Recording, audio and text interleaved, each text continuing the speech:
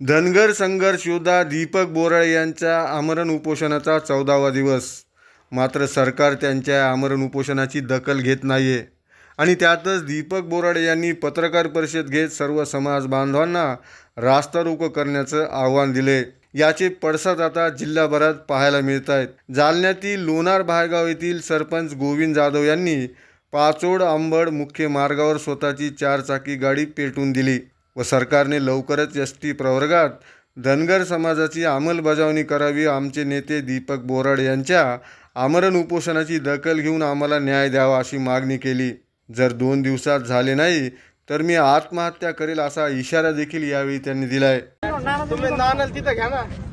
मी गोविंद जाधव लोणार भायगावचा सरपंच 2.5 कोटी धनगर समाज बांधवांना सांगू इच्छितो की बांधवांनो, आपला बांधव आज 14वा दिवस आहे, उपोषण करतोय.